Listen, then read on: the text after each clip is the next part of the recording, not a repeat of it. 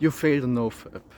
You skipped leg day at the gym, meditation doesn't seem to work for you at all. You have all those annoying health issues which now come up. You do all those healthy habits, all those self-improvement habits you've been told that they will help you, but you still feel awful.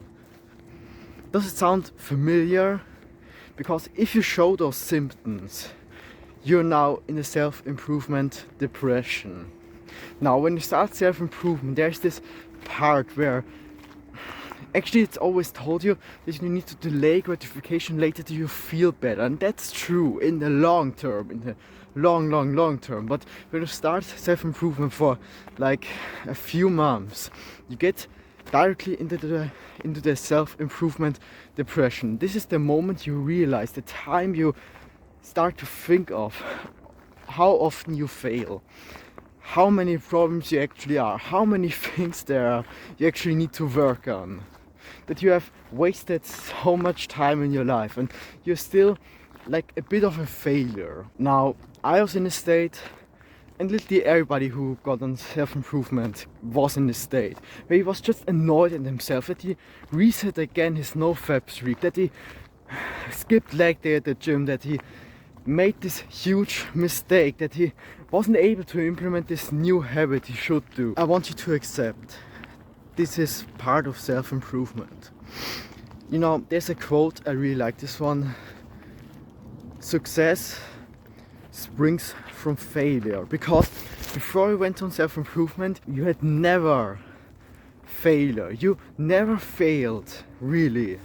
You never failed at something because you came home from school and don't even try to go to the gym or do anything important.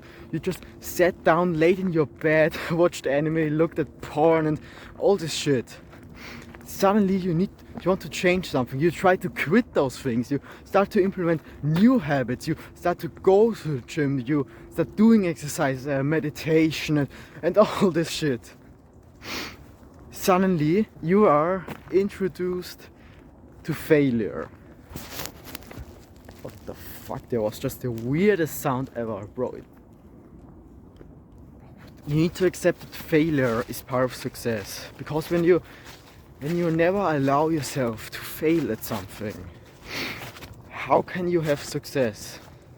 Bro, the most successful businessmen made tons of mistakes in their business. The most jacked bodybuilders, every single one of them once skipped a workout, even if he didn't really need to. So self-improvement depression is just a symptom, actually.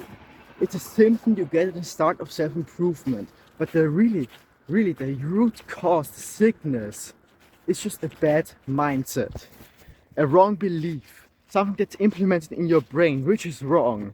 It's that failure is bad, and if you fail now at something, that if you still believe that failing at something, that failing over and over again isn't part, you will always be ashamed of yourself.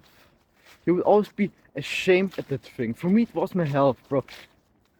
Actually, just yesterday I was at the doctor. I have a flat foot. I need to go to the dentist and get so many things checked. I could have checked that years ago, and things wouldn't be as bad as they are now. Things would be way easier to fix. But instead of worrying about it, I am grateful. There are people who don't get that health shit fixed when they are 50.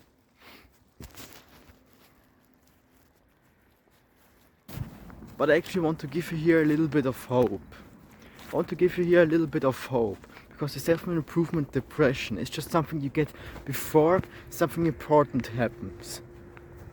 Either you give up.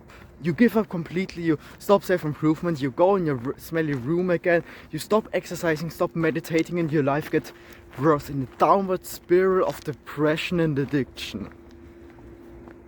You need to realize this is the one option you should avoid. The other option you have is that you are just a few days, weeks, maybe a month away from a breakthrough. The one realization which changes it all. There's this quote like that it's this principle, this informed pessimism. So now you know it's hard to work out, it's hard to do the leg day, it's hard to meditate. But then when there's this downward thing, this informed pessimism, then there's this crisis of meaning. This is the self-improvement depression. When you continue it, it goes up again. And then there comes the informed optimism. So now you had this one realization, like, bro, I need to do this thing different and I need to do this thing at this time, and then it works way better. And then you get the first results in the gym. Then you actually notice the differences meditation has for you. Then you actually manage to have a way longer no fab streak and all this. So the message I want to give you here on the way is stay consistent. Just try hard enough. The progress you make doesn't need to be perfect. It just needs to be progress. I basically just made this video for my younger self because everybody on self-improvement is sooner or later in its depression phase. So I want you to imagine even the most successful guys were once in this state. Millionaires, billionaires, the biggest bodybuilders, the strongest strongmen, the best athletes. So now, work smarter and harder.